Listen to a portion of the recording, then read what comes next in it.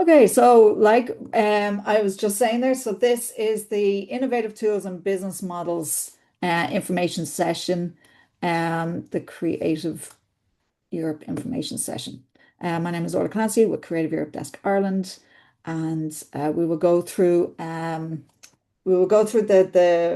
actual call itself, the eligibility criteria, the type of projects that they're looking for, go through the award criteria to show, because it's much easier then to see whether your project actually fits this call or not, because it's a lot of work that you have to put into doing an application. So it's good to know from the outset whether your project is eligible or not. So for those of you who aren't familiar with Creative Europe, it's a 7-year program. It's the EU Commission funding program for the culture and creative sectors. So it's 2.44 billion for the 7 years. And then you can see how it's divided up. There's 56% for the media sub-program, 36 for the culture, and then there's a cross-sectoral strand of 13%. So that's just a very broad overview of the program. And to go into the media side of it. So for the media, it's 1.427 billion has been allocated for these 7 years. So it supports Europe's audiovisual and film sectors. So under these areas, so under audience, it's new distribution channels and strengthened audience development. There's policy side of it, promoting discussion and exchange, content, which is collaboration and innovation for high quality works. That'd be more the producer support calls, such as development and TV production and video games. And then there's the business, which is boosting innovation, competitiveness, and talent. And that is where this call falls into. So the innovative tools and business models call. So the objectives is probably the most important thing that you need to have, because all your projects need to come back to this. So I would learn this off or put it up on a post-it on your wall. So because you need to make sure that your project and your application always goes back to this. So the objectives of the call is to encourage the development and or spread of innovative tools and business models in order to improve the visibility, audience, or the diversity of European audiovisual works in the digital age, and or the overall competitiveness and or greening of the European audiovisual industry. And as you'll see, it's a couple of things that jump out here. The big one is it's audiovisual. So the projects and the models that you are proposing have to do with the audiovisual industry. So that is, the whole ecosystem, it's film, it's animation, it's documentary, it's video games as well. But it's not the other side of Creative Europe, which would be heritage and dance museums or anything like that. It's very much for the audiovisual works. There is a call called the Creative Innovation Lab. And that is separate. That falls under the cross-sectoral strand. But that is separate. That is about bringing the audiovisual sector together with other cultural sectors. So if you have a tool that it's working with museums, and the audiovisual industry, or bringing AI into it, or whatever that model is, that isn't suitable for this. This is primarily solely for audiovisual works and improving the sector, or for the audiovisual. Okay, so now these are eligible activities, and what they've done this year is they've put up these 5 areas that they're sort of priorities, but it's not just focused on this. So if you have a project that doesn't fit in this, that's fine. As long as you go back to the objectives, and as long as your project fits with the objectives very, very succinctly, then you can apply. But these are they're here to help guide you that they're definitely looking for these projects, but if you do have something else, that's okay too. So these activities are subtitling or accessibility, discoverability, and recommendation tools, which is very important for the European works, to improve the visibility, availability, circulation, and our potential audience of the European audiovisual works, because that is one of the major issues and challenges that European film has, to enable to bring the visibility of those projects to the fore, and that people aren't searching for them. If they're not on the front page of a platform, it's very hard for audience to find that audience for the works. So they're looking for innovative tools for that. Business tools improving the efficiency and transparency of the audiovisual markets, such as automated rights management system, technology for data gathering and analysis. Business models seeking to optimize synergies and complementarities between distribution platforms. So the distribution platforms here would be festivals, cinemas, streamers, broadcasters, fast channels, etc. So yeah, so that's what it means here about distribution platforms. Then business tools exploring new modes of production, financing, distribution, or promotion, enabled or enhanced by new technology. Okay, so that's AI. It's big data, it's blockchain, metaverse, virtual worlds, NFT, etc. Anything like that. And then the innovative tools, um, sorry, the innovative tools and business models improving the greening process of the audiovisual industry. So again, like we said, or like I said, it's this isn't exhaustive. Okay, so if you do have another project that hits the objectives, you can apply with it. And again, it's the entire value chain of film, TV content, video games, and narrative immersive content as well. Okay. So the deadline for this call is 15th January. So it's long enough as it's month, nearly 2 months. So you do have a bit of time over your Christmas dinner to be doing your application and pull this together. So you do have a bit of time for this. And note that it's 4 p.m. Irish time. Everywhere across the system, you'll see that the deadline is 5 p.m., but that's 5 p.m. Brussels time. 5 p.m. Central European time, so it's actually 4 p.m. Irish time. So please don't make that mistake. I've seen that mistake made, and it's heartbreaking when I get a call 2 minutes past 4 and the application hasn't gone in. So just be careful on that one. So the budget this year has gone up, and it's 10.5 million, and the expectation is to fund 10 to 12 projects. So with so you might think it's 10.5. So that'll give you an idea of the size of the projects that they're expecting. So they have in last year there were, and actually I'll go through last year now in a second. Hang on. And just to give you an idea of the number of applications that they're getting, competition has come quite fierce. So in 2021, there was a big influx of applications. There was nearly 50 applications, and then over 20 were funded. So it was a bit more of a budget, but there are also smaller projects, and there was a different reason. Whereas the current call really starts from 2022, where you can see there was 40 applications, 10 were 10 were funded. 2023 went up above 60, again 10 were funded. 2024 went up to 90, again see 10. And then 2025, there was 110 applications and only 10 were funded. So at least this time they are looking, there is a bit more of a budget. So they're hoping between 10 and 12 projects, but that just shows you the competition in this. But once you align and once you have a project that really aligns with the objectives, like you're in with a shot, and it's a very solid application. A lot of applications last year were scored quite low. And the majority of that reason was because that they just didn't quite get what the call was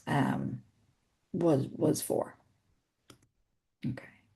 So in 2025, the 10 proposals were all the content genres of animation, video games, and fiction across all segments of the value chain. So from development, production, virtual production, post-production, distribution, and broadcasting.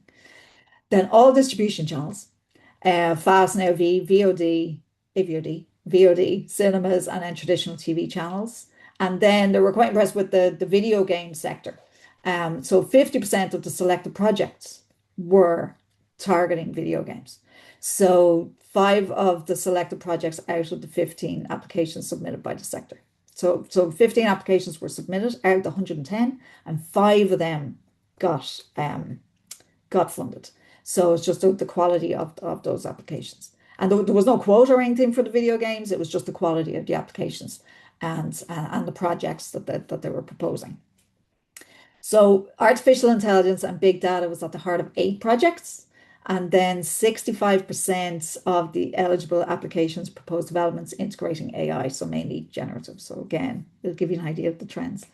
And then just so that you know that 80% of the selected projects are new. So which means that they weren't, there are some projects that get funded again.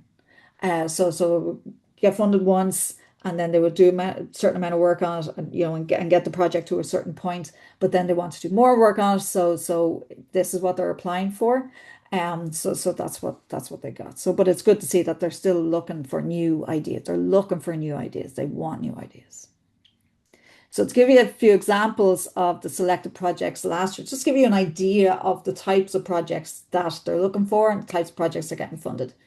So we have OZAC EU, which is a French company, and they developed an online sales for a system for online sales of discounted cinema tickets.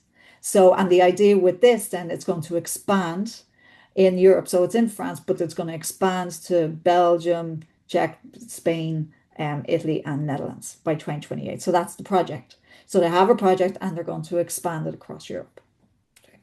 The other one is Animate Storyboard, which it aims at revolutionizing pre-production with a generated AI power that enables real-time dynamic visualization.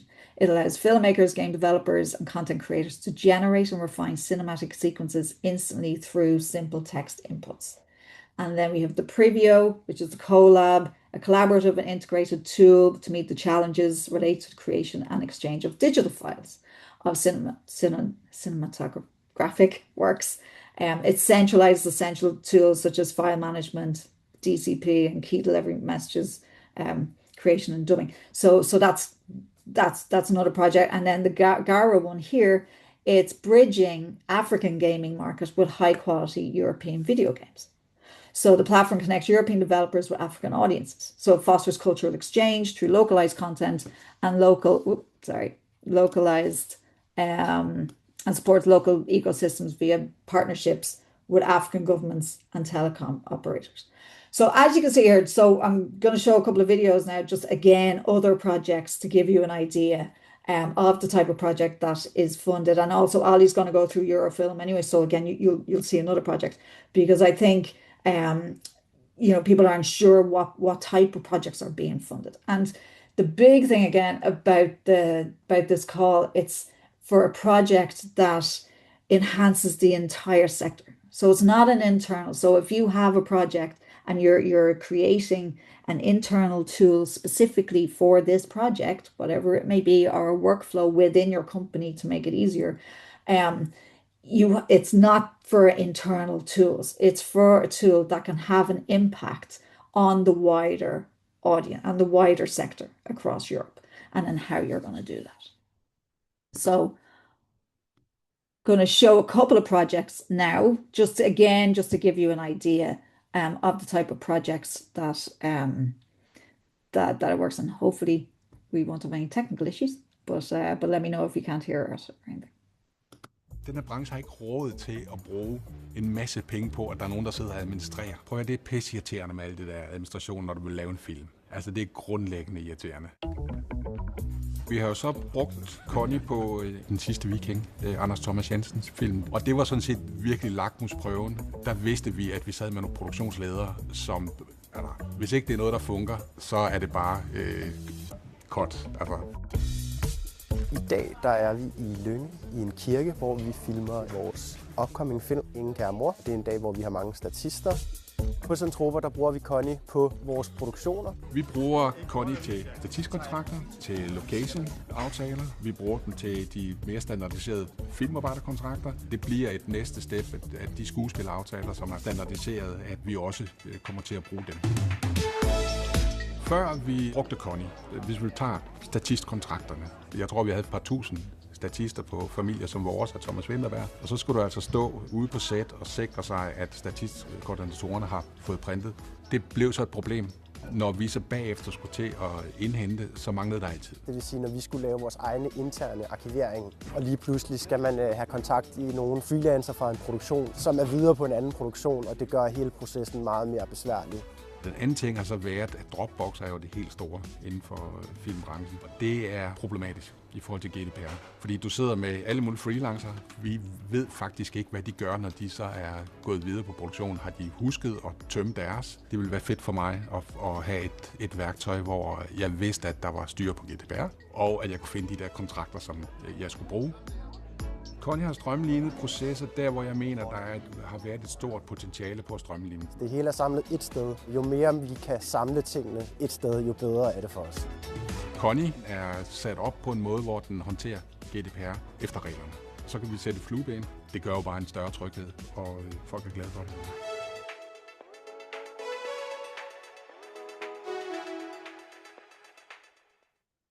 Okay, so that's Connie.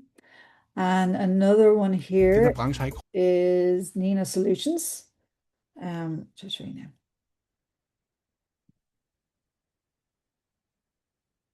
Save time and optimize your workflow with Nina Dub. With a secure and intuitive interface that's 100% online, Nina Dub streamlines precise detection and adaptation. Double authentication ensures your content is secure. Data is encrypted and videos are not available for download.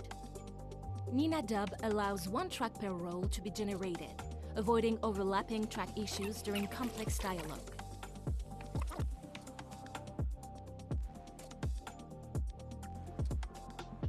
Configure your user preferences for better working comfort,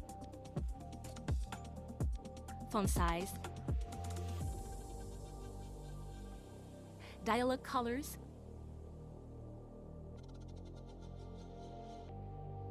or synchronization bar position. Isolate principal or secondary character dialogue or background dialogue in one click thanks to intelligent filters. Detection is now more simple, so the detector can concentrate on precision and quality. Switch from detection to adaptation in one click.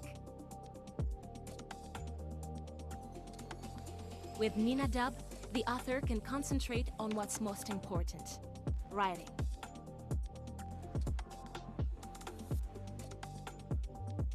Focus on faces. The zoom feature allows you to align with detection support. Easy navigation in the Ritmo band thanks to use of the shuttle. Created by and for professionals, you will no longer lose time loading files and exports, or with the display management. Ritmo band preparation is auto-generated for studio broadcast. Keep in mind estimated work time by using automatically calculated statistics. The number of lines in a project and the length of dialogue are available at any time. The projection mode allows the Ritmo band to be controlled by the Pro Tools workstation for voice recording in the studio. Projection mode improves reading comfort in the studio, and modifications are always possible. Each artistic director can select the number of tracks to display. The Ritmo band regenerates automatically.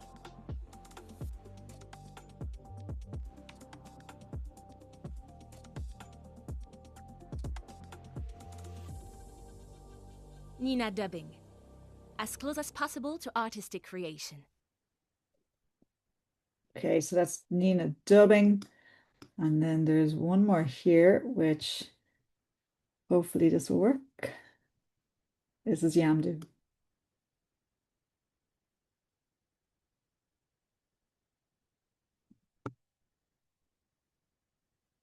Hang on. Sorry, I'm just gonna.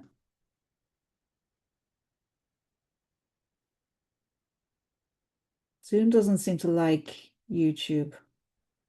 So just give me one sec and we'll see if this works.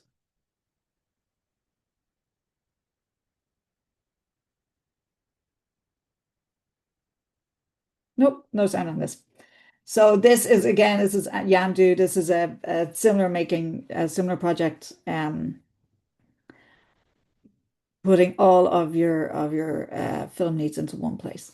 So these are the types of projects that have a very strong impact on the entire or the entire sector. So even if it's one specific area, such as Nina, which is dubbing, but that is available for across Europe. And so that is something that will have an impact to produce. Let Yamdu provide you with a framework for your next big project. There you go. They come in at the end. Something about YouTube and Zoom. Okay, so who can apply? So in order to be eligible, the applicants and beneficiaries and affiliated entities must be legal entities. Public or private bodies, fine. Natural persons aren't allowed, which means individuals are not eligible, with the exception of self-employed persons, to sole traders, where the company doesn't have a legal personality separate from that of the natural person, which is the individual. So, and then you must be European or from one of the countries participating fully in the media strand of the Creative Europe program, and I'll show you that now, the list. And then it must be owned directly or indirectly, wholly or by majority participation by nationals from media countries. So residency isn't enough. It has to be owned by, that company has to be the majority owned by Europeans or from nationals from media countries. So that's over 50% nationality from media countries. And then for publicly listed companies, location of the stock exchange determines the nationality, but I don't know if anybody here have that. So to give you an idea of the countries that are in Creative Europe, so the different colors here is just in case you were wondering. So the black are the 27 EU member states, and then the others are the low capacity countries. And the low capacity countries for some of the calls are divided into a group A or group B. You don't need to know that, but to worry about that. But it just shows you. So these are all the countries that are eligible, including Ukraine, which has just become a full member there in the last month or so, month or two. So do we have any questions so far before I get into the award criteria, or will I just keep going? I don't see anything up on the chat. So I'll just keep going. Okay. So how the proposals are assessed. So there's a admissibility criteria, which is submission requirements, which is everything we've gone through. The eligibility criteria, that you're eligible participants, that you're European and all that, and then the eligible activities, that you're aligning with the objectives. There's financial and operational capacity and exclusion, and then there's the award criteria. So I'm going to go through the award criteria in a little bit of detail, because I think once you go in through the award criteria, you can really sense then whether your project is ready to go in, or if it's eligible. So all the award criteria for all the calls are divided into 4. So there's relevance, quality of content and activities, project management, and dissemination. And then depending on each call is the weight changes, the weight of the points. So as you can see here, 85 points is going for the relevance and quality of content and activities. So that's a lot. And then project management is 10 points and dissemination is 5 points. So we'll just go through that. Now, there's an overall quality threshold of 70 points. And sometimes people see that as, well, once we hit 70, then we can, then we'll get funded. And that's not rarely, if ever, true. The whole idea with the quality threshold is that even if there's budget left over, if there's no projects hitting 70 points, like if your project got 69 points, you wouldn't get funded anyway, because there's a quality threshold now that has to be hit. So you consult the breakdown of the criteria in the call document, and then keep all elements in mind when preparing your application. So there is a call document that is going to be your Bible when you're applying for this. And then you will have it open on the award criteria and go through it. So what we've done here now is, so I'm going to go through each of the award criteria, and I'm linking it in with the questions in the application itself. So just to show, because the evaluators are pointed to different questions when they are going through the award criteria. So I'll just go through this and I'll show you. So for the relevance is divided into two. So for the first part, the relevance of the proposed development and our spread of innovative tools and business models to address the new needs of audiovisual markets in order to meet the objectives of the call, right? So this is 20 points. So to meet the objectives of the call, it's 20 points. So in the application, it's these two questions are the ones that are important. So it's define the objectives of your proposal and explain the relevance to this call for proposals, and then describe how your activity meets the needs of the industry and the sector. Okay, so it's a two-pronged. So this is really, you clearly identify the market that you want to address. You describe the tool that you propose to address, that you are proposing, and how this is going to address the market need that you identified. And then number three, then you need to demonstrate the innovative dimension of the tool or the model that you want to propose or that you want to test. Okay, so you have to make sure that you know the market that you are addressing very succinctly. It can be a very small market in the sector, like you saw the Nina dubbing. I mean, that's a small part of it. But it was very clear that this is that their tool was going to have a big impact on this. And then you describe the tool, and then you demonstrate the innovative dimension of the tool. Okay, so the call is quite open. So we can support projects that are in very early development. And then by the end, so if you're applying with a project that's in early development, by the end of the duration of the project, which is usually 36 months, they expect that you will be able to launch the project in the market, that it's ready to go. And then it can also support an existing tool that's already in the market. So if you have a tool that is working in Ireland, in the industry in Ireland, and it's like, actually we want to spread this wider out to the European sectors, then this will support that too. So there you would show how you want to expand it into new markets and territories within Europe or outside Europe too. Okay. So then you got the European dimension of the project, including the origin of the audiovisual works, because it really is about pushing out those European film, if that's the type of project that you have, and our nature of the partnership, and are the cross-border or cross-language dimension, and then the potential for European expansion.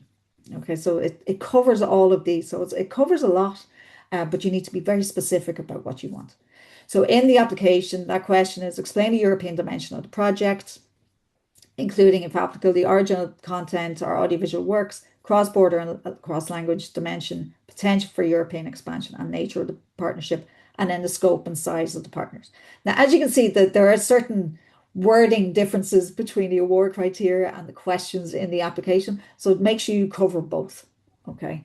I think that's really important. So this, for this part, you really have to clearly demonstrate that even if you're in a very early stage, that the project has European potential. You list the target countries that you want to try and reach at the end of the development of the tool. And then you describe the strategy that you will implement to reach the territories, and describe and explain the partnerships that you will implement. So this is all about your European partnerships. And then this is 15 points for that. And then C, there is, and again, across all of the calls for Creative Europe, there are 5 points for sustainable and more environmentally respectful our strategies. And there's 5 points then for diversity and inclusion and gender balance. So for the 5 points, this is for the strategies to ensure a more sustainable and environmentally respectful industry.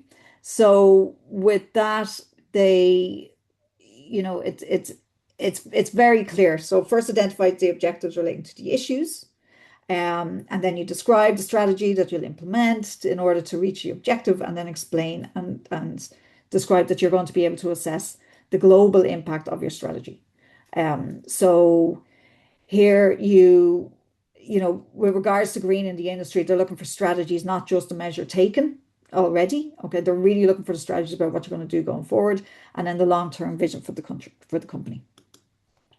And then with the gender balance, inclusion, and diversity, it's similar. They're looking for your strategies to ensure gender balance, inclusion, diversity, and representativeness. So it's not just gender balance. So many of the projects across all the calls, the focus really has been on gender balance in the applications that they're receiving.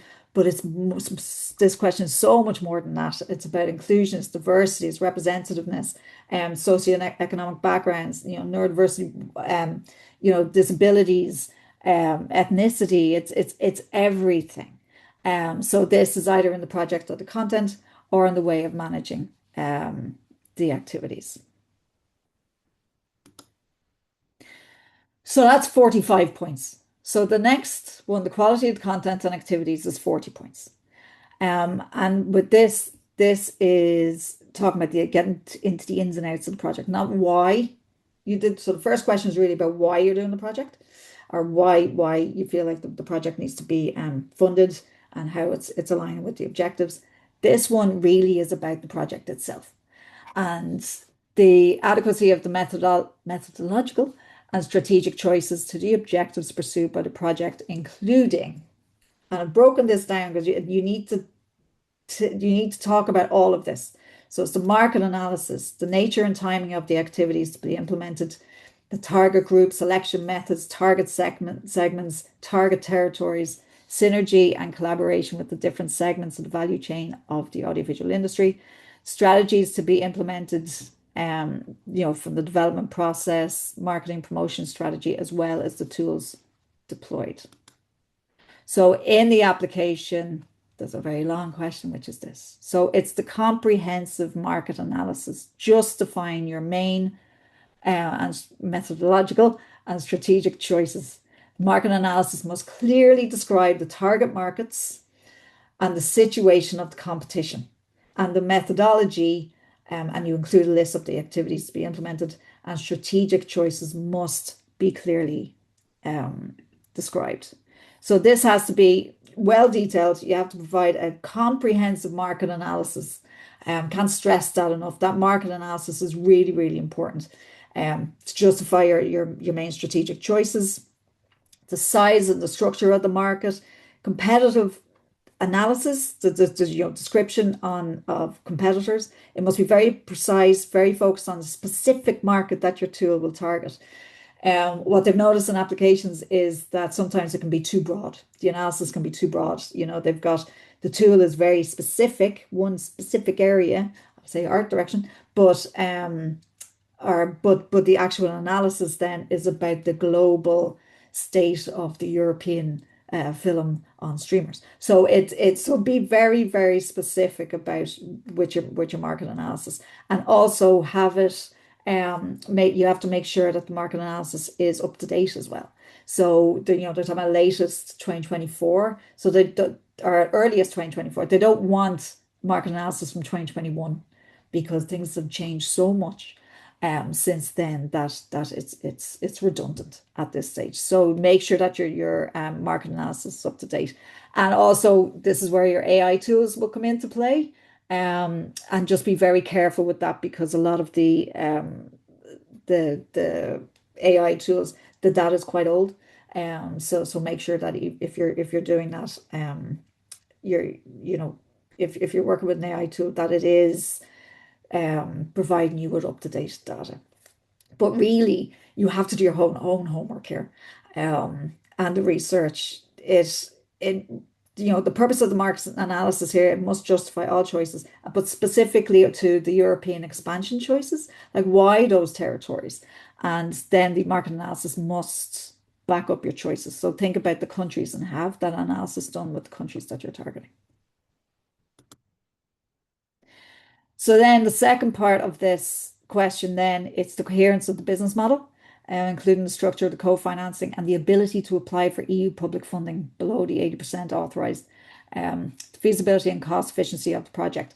So the 80% authorised here, it's talking about because there's an 80% match funding.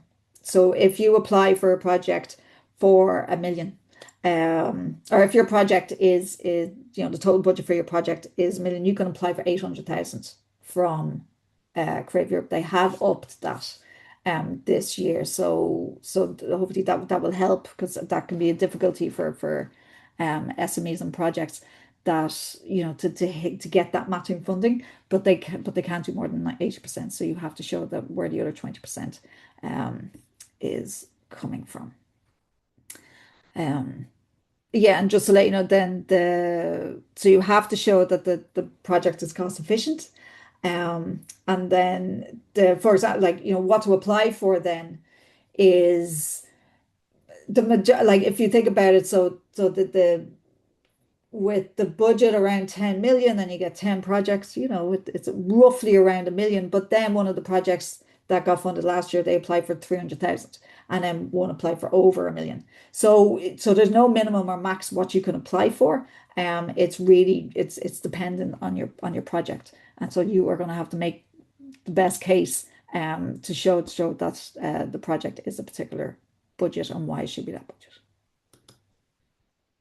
And here, so because of this, which is just that one line, but there's 3 questions lining into this on your application. So you have to explain your business model and your medium-term financial strategies. An estimation of the expected revenues in the next years must be provided. They want to show that it can be a standalone activity at the end of the day. Demonstrate the cost effectiveness and explain how the estimated budget is conceived in the most economical way. And then explain your co-financing strategy as well. And then you describe the critical risks, uncertainties or difficulties related to the implementation of your projects and your measures for addressing them. Okay, so all of that is feeding into that question. So already that's 85 points already in just those questions that we've covered. The third one then is project management, and that's 10 points.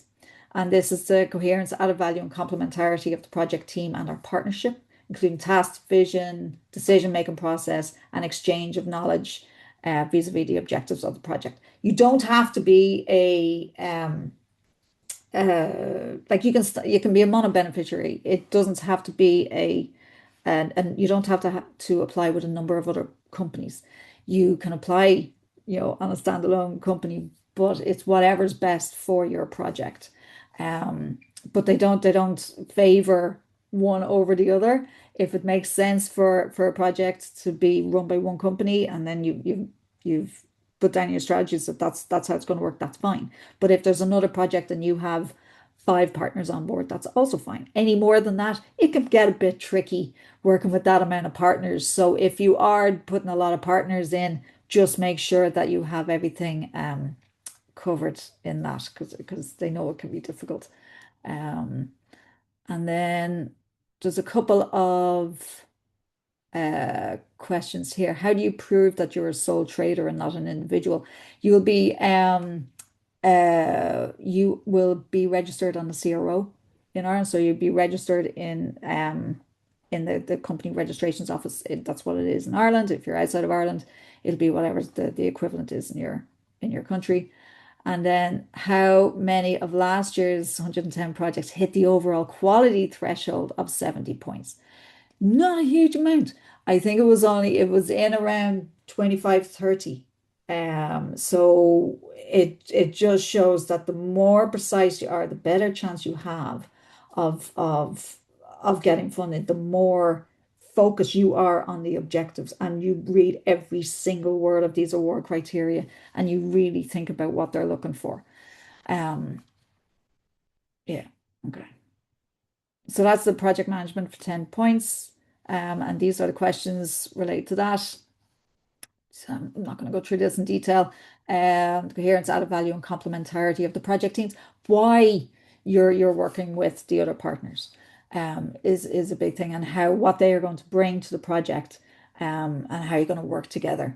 And then the project teams then will fall under that as well.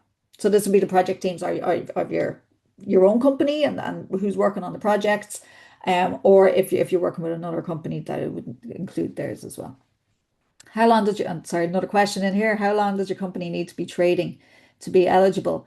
You can start trading today, and you can apply. And the thing with that is, though, the one thing to be aware of, that if you get through all the award criteria and you get 85 points and you're up there, and it looks like you've been pretty much awarded funding, what they do is then they look at your financial capacity of the company. And when they look at it, so they have a calculator, and so that they will ask for your previous 2 years of accounts, and they will assess it then. And so if it's considered a strong or adequate financial capacity, you will get the 70% upfront. I think it's still 70% upfront, and then you will get 30% at the end of the 36 months or the end of the project. If it's considered a weak financial capacity, then it won't affect the award criteria. It will just affect, you might get 15-20% upfront.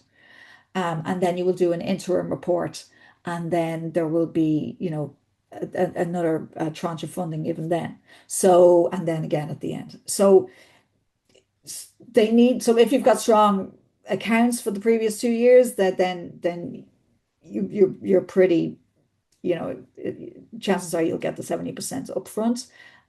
But that's the one thing about having a new company, that you can fall into that, because it'll be difficult to prove that because you've no accounts. So just keep that aware.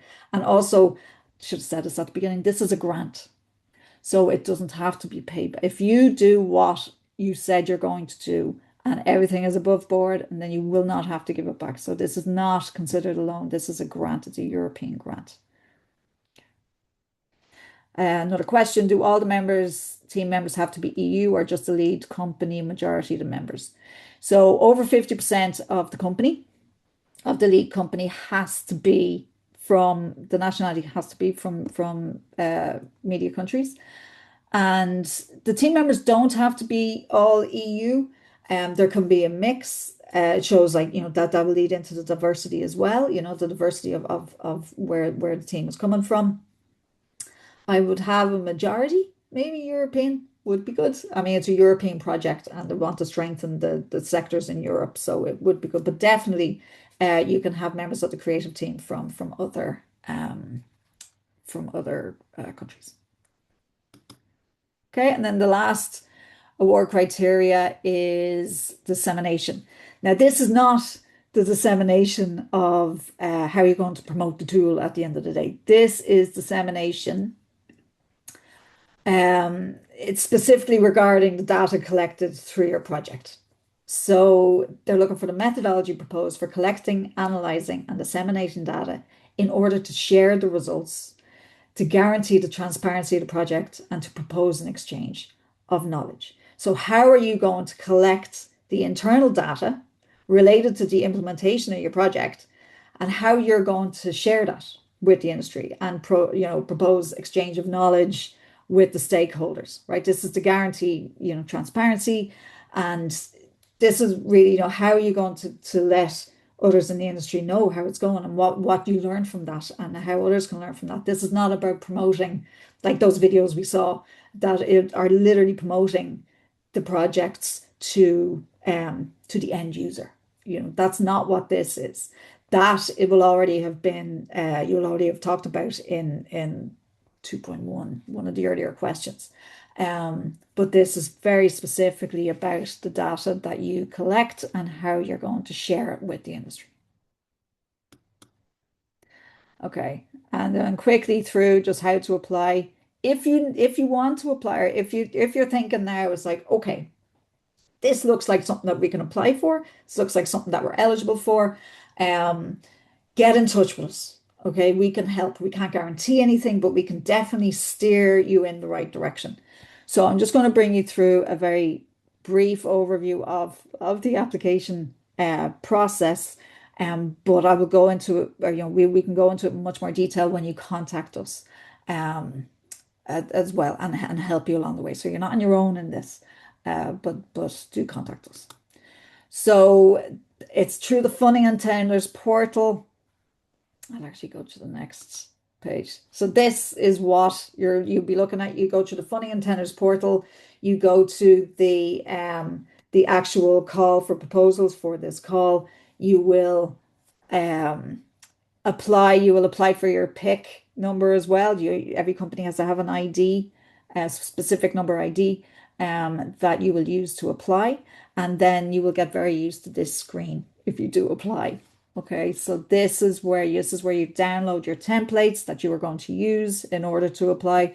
And there's only two. So there's a part B of proposals, which is a Word document, which has those questions that we went through. It also has work packages as well. So that's where you put pretty much everything.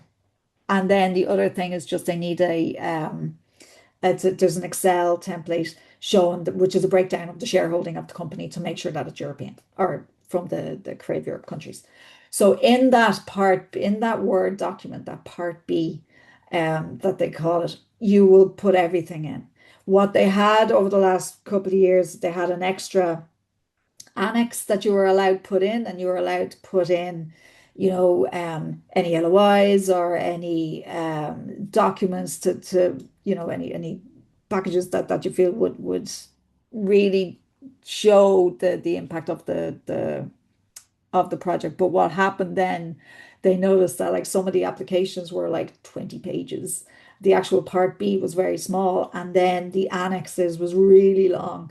So that's not what they want. They want and then the evaluator was supposed to go through the annex and find and align with the award criteria and search out the information that they're looking for. So they've gotten rid of that. So you have to answer the question. So yes, you can put in a screenshot of an LOI or a screenshot of the cover of the website or whatever it is, or so you can put screenshots in.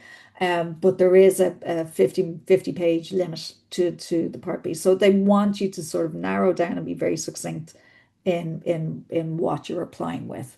So no fluff, basically. Okay. So, and then it's broken down into work packages, project management, activities of the first year, second year, and third year. And then you can put other ones in, but they don't recommend it. But again, if you're applying, we'll go through all of this with you. Every work package has a specific budget, and they must have one deliverable. If you're applying, you'll get to know those terms very well, and check the calculations again. But again, that's all, things that we can go through if you do decide to apply. So one thing, just as questions that's come in, is a platform that is not based big on AI still eligible for application, or is there a major criteria at AI? No, definitely not. There's not a major criteria that AI is the focus at all. That is one part. It just shows that that's where the trends are, and that's where a lot of their applications last year covered, I think it was 65%, I think. So it's not at all. AI is, it's definitely something that you have to that will be part of it. But no, if you do have something that will have an impact on a sector in a different way, yeah, then definitely you can apply with it. Now, this is just guidance on the use of it for the preparation of the proposal. So you're fully responsible for the content of the proposal. Okay, but you have to be transparent in disclosing what AI tools were used. You have to verify the accuracy, validity, and appropriateness. You have to provide a list of sources, double check citations. I'll share this with you anyway. This the presentation with you anyway, and you can go through this. Be conscious of the potential for plagiarism, and acknowledge the limitations of the AI tool as well. Like, don't just put in one prompt and then take all of your answers from that. Yes, everybody, that's what we're using now, but and everybody is, but just be careful how you use it. Don't rely fully on it. Don't rely on one prompt. Don't rely on or one tool. Like, really use it to help you, but your voice comes through in the applications hugely. And when it's authentic, when like you're the one that knows your project. So you're the best person to be able to put your best foot forward. And yes, AI is helpful, especially when it comes to market analysis. But like I was saying, make sure that the data is up to date because a lot of the data can be old. Okay. Another question in, does the EU national rule apply to all Creative Europe funding calls or just this one? All creative, yes, all Creative Europe calls. So the company who is applying, the main company, the coordinator who is applying, they have to be over 50% European, or the nationalities of over 50% of the shareholding has to be from media countries. Okay, or it'll just be ineligible. And that, we've since Brexit, there have been difficulties a few years ago. Like there was one company who applied with a different call, and their company had been up and running for 10 years, but it was a UK national that was living here, and they didn't cop. But because that they had UK nationality and UK wasn't in Creative Europe anymore, the project was deemed ineligible because the company was deemed ineligible. So again, just because you can be living in a country for 20 years doesn't mean you're a national. So just be national of that country. So just make sure that it's the nationality, not the residency. That's Okay, so if there's technical issues, the technical help desk is fantastic. They're really calm, which really helps. So you can click onto these. There's a support section as well in the funding and tenders portal.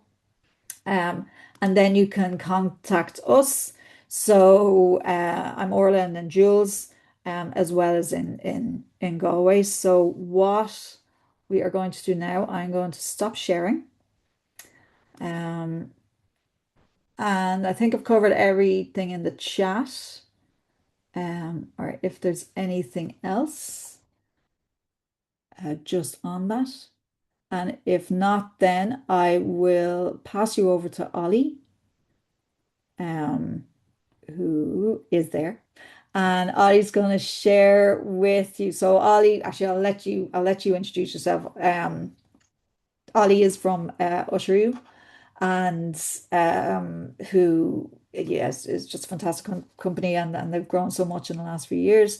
And and he'll talk about one of the projects specifically that was funded through this call, but also his experience with Creative Europe, and it's very interesting. So I'm going to let you pass over to you, Ollie.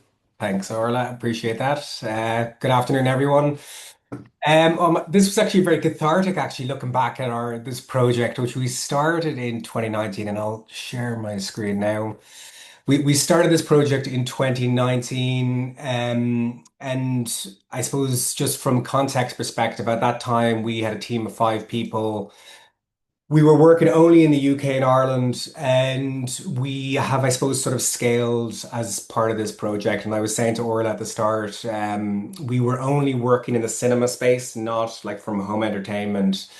And so, as part of this call, we launched a home entertainment solution, which, if we didn't launch in 2020, we would have went bust because obviously cinema shut down with COVID, and this basically allowed us to sort of stay relevant when the market was in challenge. But we've since sort of like spread our wings. We're working in Latin America, Africa, US, Australia, New Zealand. So we're sort of spread our business. But what we applied for was, as I've mentioned, we were very much starting off, which was just we built like promotional websites for distributors for the theatrical window. And as part of this call, what we did is we brought in streaming service data in the first round so that we could basically show where films are playing across the full spectrum.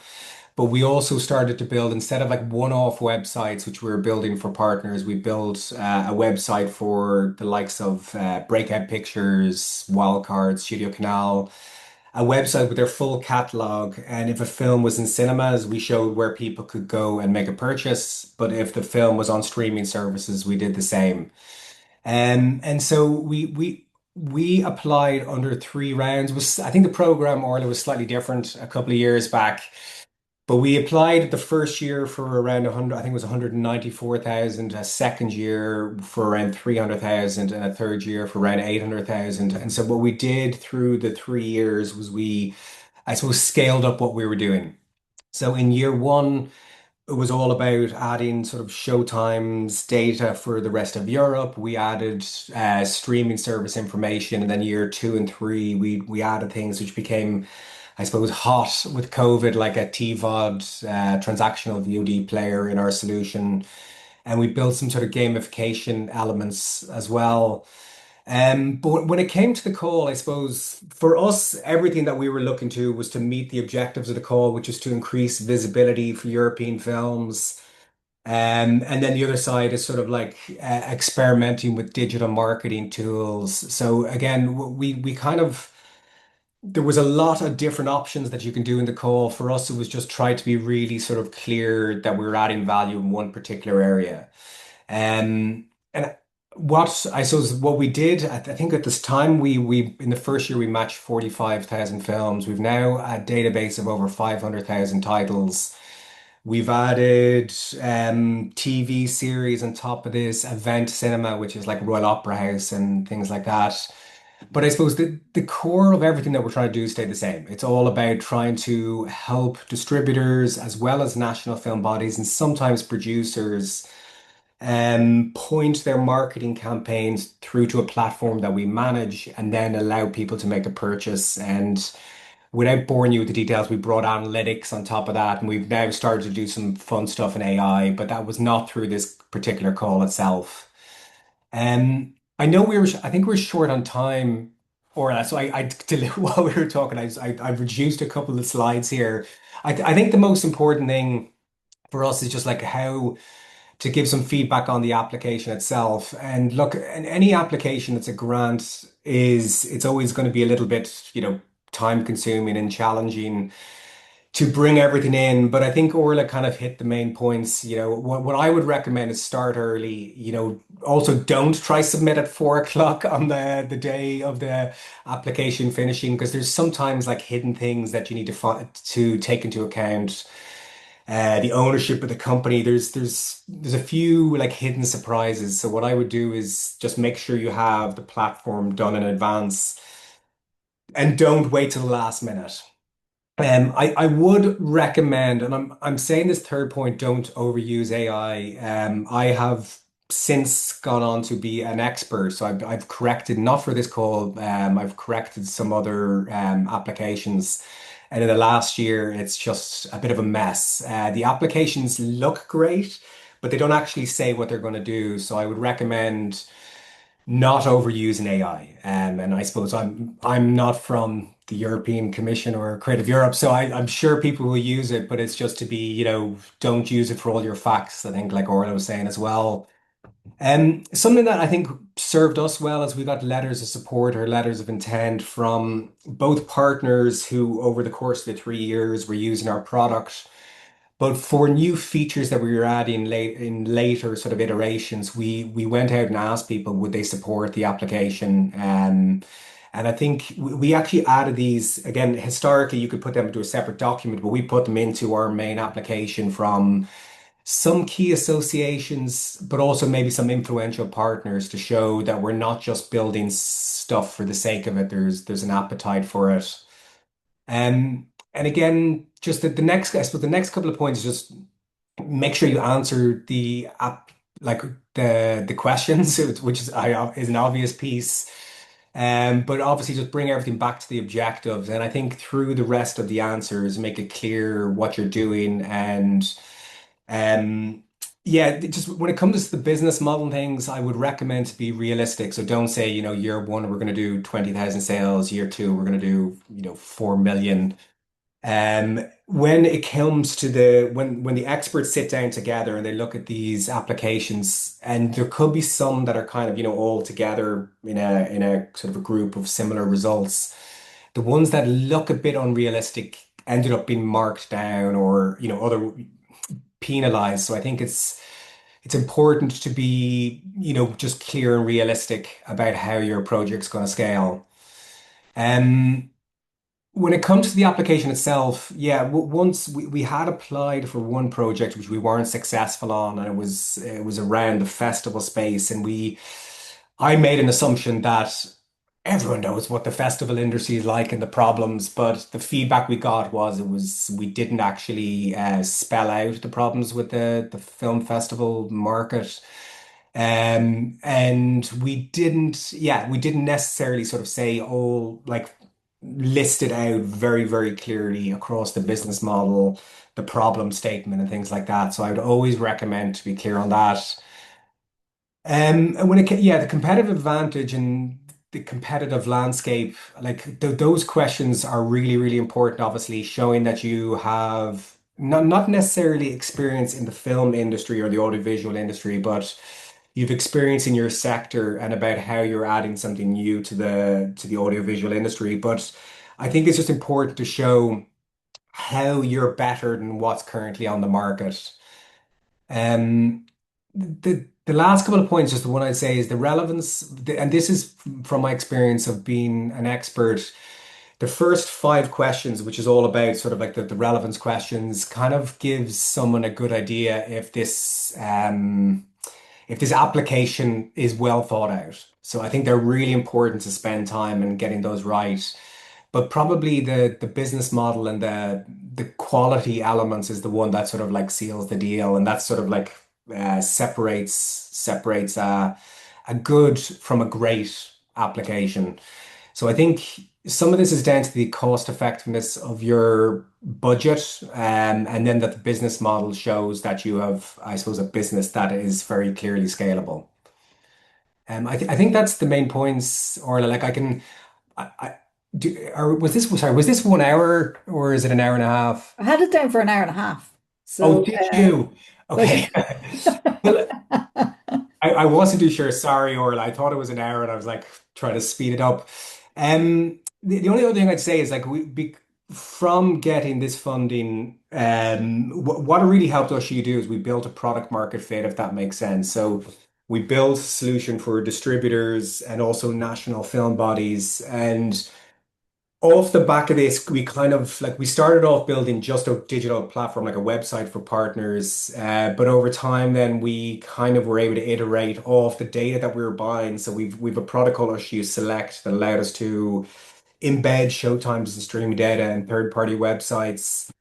We've definitely seen as the market moves, it's with things like AI and even just attention span sort of dropping. We've built a lot of like engagement tools for partners, and I think all these calls like analytics is really important. So like actually knowing who your audience is, what marketing works. So this is kind of where we've sort of built our business from the initial iteration of a nice solution that basically gets people to buy tickets in cinemas or watch films and streaming services. So we kind of like we've spread our wings as we built more partnerships and sort of we have got follow-on funding through a separate call, but really what we've tried to do is actually push this sort of community element, which is what became more important because we built the technology, if that makes sense. And the piece that we're, I suppose, always showing is like, we've grown the amount of people that we've got to go to the cinema. We've grown the amount of people that are watching on streaming. We've helped our partners build a database of fans. And over time, that became more important than the application, not than the application itself, than the core technology. It's like we're actually helping European businesses scale. And I think that has helped us get continued support. Mm.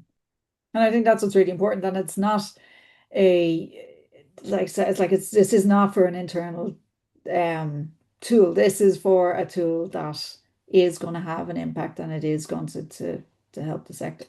So thanks Ollie for going through that. I think it's really useful just to see how when you get funding for this that you can grow and it'll and then it opens up obviously when you start then saying that you're going to go into these certain amount of territories, and then you come up with the challenges and go, okay, well, or you hit challenges that, maybe that direction won't work, but we can go in this direction. Um, so, and all of that is they expect changes throughout, and they want to hear your challenges, and they want to hear what has happened then. Yeah, and we have there's a couple of calls that we had where there was a couple of things that we didn't do, but it was kind of because the market didn't want it. Mm, And that is also a challenge. Like you're putting in the application in January, it's probably next summer when you find out if you were successful or not.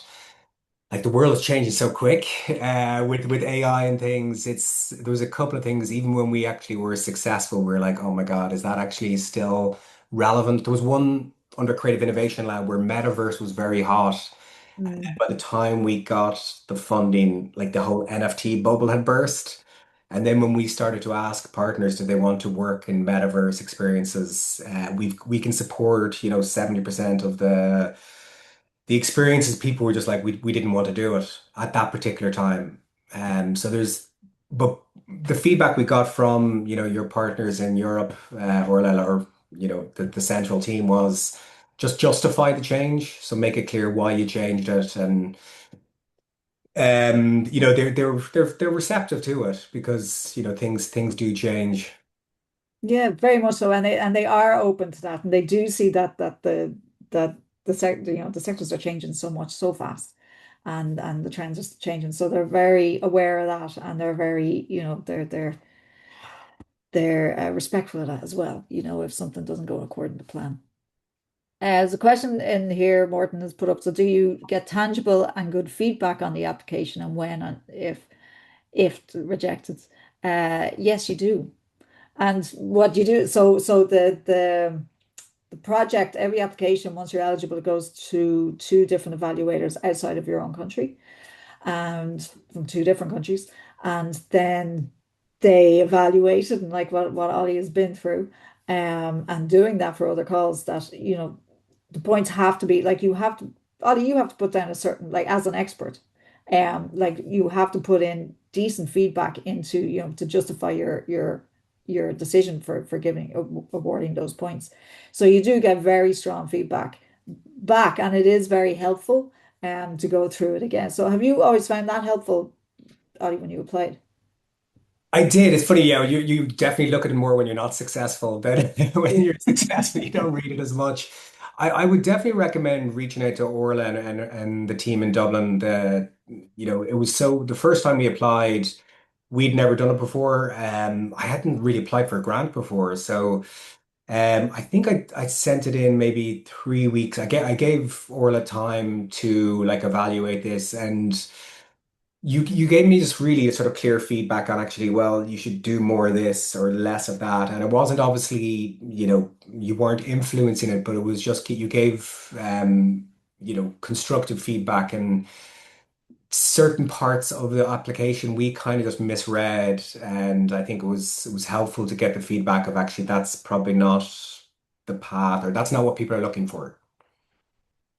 Yeah, so it's, and that's why, so we're here, like the Desk Network is here to help you with this and to help you on the road. And like I said, you're not alone on this, and we can't guarantee anything. So because we're not evaluating it at the end of the day, it's not our decision to whether you get funding or not. So that's why we can be a bit more involved with the applications and help you steer it. So and again, we're just steering it. We can't guarantee anything, but we do help.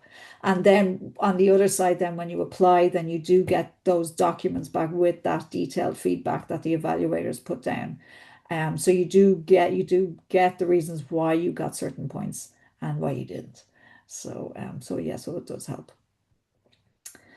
Um, Another question here. Ollie's project is really interesting. Thanks for sharing it. And how have Irish companies fared in applying to this fund over the years? Not many. Not many have applied.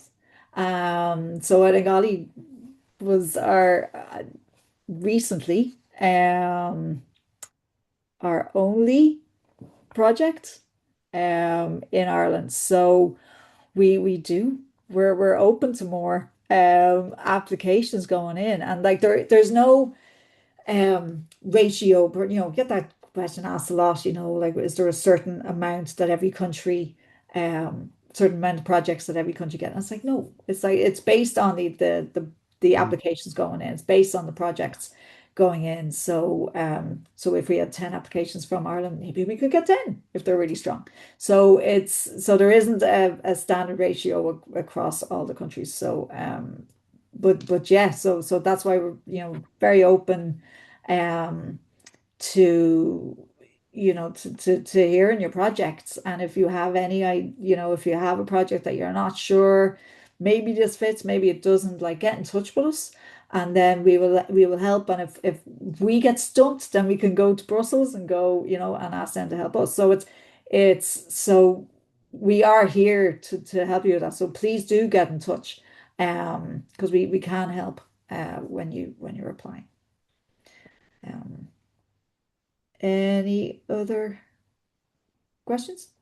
Yes, we are recording this, so we will send you the link. I'll actually stop recording it now. Actually, Orla, there's just one thing I think it's worth adding. There's a couple of questions which might look like they're kind of like how to describe it, like lip service questions around diversity, gender balance, and sustainability. They don't score very highly, but what I've noticed is that, well, I've corrected as an expert twice, and I saw the standard just like, I mean, the standard just went up in terms of what people were doing, how they were answering it. But when they're answered well, you can see that people have really thought about the project clearly. And we once got marked down because we were talking about like there's a reality that you have to go to certain markets. You have to go to Cannes, you have to go to Berlin. And we answered the sustainability question. We do have good sustainability policies and we take it serious, but we had a couple of gaps because we didn't really address it in the travel element or how we're going to offset from a sustainability perspective. So I would say it's just those questions might seem like they're a small percentage, but don't forget about them and just say, okay, I'll put in to say is we recycle our paper and we don't print unless we need to. We saw some like what I've seen is the applications that really take it serious. You have that impression that they actually have, you know, dotted the I's and crossed the T's. And it's not just those, obviously, it's like every question, but there's sometimes you see some answers and you can see that just they're ticking it down to say is yes, we've got 5 women on the team. And you're like, is that the standard that people are looking for? So just it's not just about your team, it's about the impact that you're going to have. And, I think it's just trying to think about it from both sides. Yeah, exactly. And those, you might be like, I know they're only 5 points each, but those points can be the difference of you getting it or not.